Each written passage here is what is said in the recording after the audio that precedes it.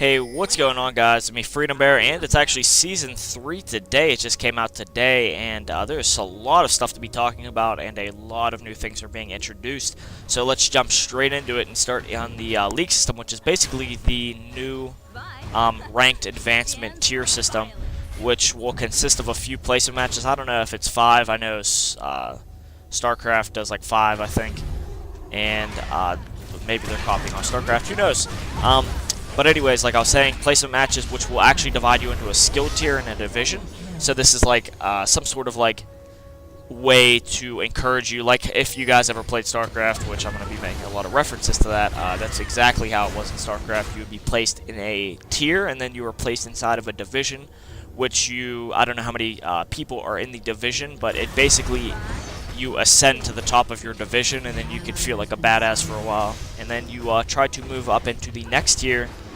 So and the way that you do that is actually by reaching 100 LP, and LP actually stands for league points, and winning and losing causes you to gain LP or lose it. So that is basically how you're going to be ascending to the ranks, and you are going to have to whenever you get to 100 LP, you start a division or promotion series, which is basically like a few, I guess, like playoff games or something to that extent, and it's like a little series, and you have to win most of them to actually get, I think, yeah, most of them, to actually move up to the next tier, and then you'll be placed in a division up there. So top of the players and teams can get to the challenger tier, which is like the highest tier, I suppose, and that's basically, you will have a chance to go pro if you're not already pro. So I guess they're going to have people who ascend to the very top have a chance to go pro, which is actually pretty cool. By the way, ELO ratings have been replaced by MMR, which is actually matchmaking ranking. So that's all gone. I'm pretty sure that's not seen. And finally, concerning the, like, you know how everyone dodges all the time and stuff, concerning that, the time penalties have actually been reduced a little bit, but now there's an LP penalty, I believe, or is it an IP or an LP? Let me just check. That's actually an LP penalty.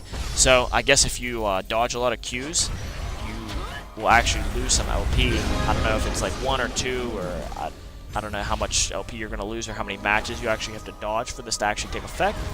But yeah, so that's going to be a pretty big deterrent that will actually stop the amount of retards coming in. And so that's awesome. I like the new league system, and they're basically copying on StarCraft, which I don't have a problem with. I like StarCraft's kind of league system, and I like how they implemented this this promotion series and the division stuff. So this is gonna be pretty cool. So let's jump straight into the champion changes and get right ahead to Master Yi, who actually had his AP ratio reduced on his meditate, but overall the total heal amount was increased and the mana cost was reduced.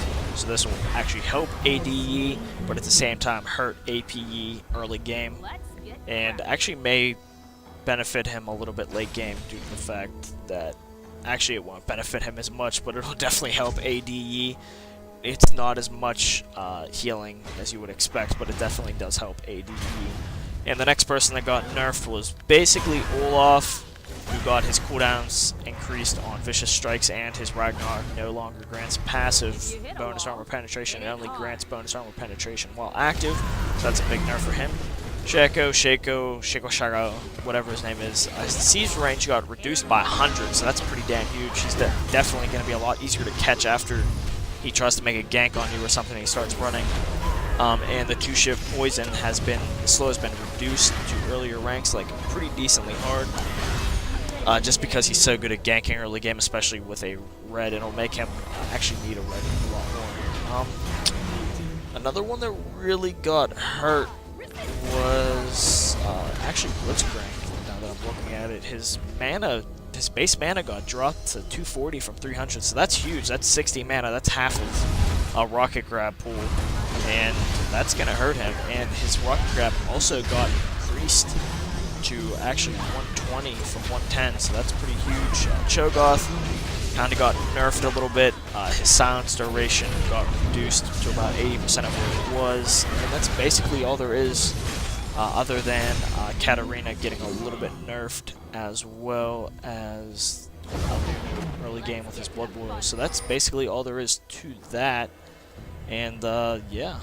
And finally, as always, there's usually something that's going on with items, and this time it's basically they are trying to nerf health, and that's the big thing this time around. And they're really upping a lot of major items that contain health and gold cost, but at the same time they're reducing some of the bigger ones, such as the Churning Force by about 300 gold.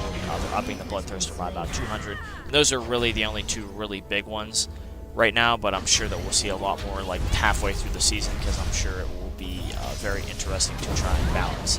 So anyways, guys, if you guys enjoyed this video and even just liked watching it, maybe drop a like and subscribe.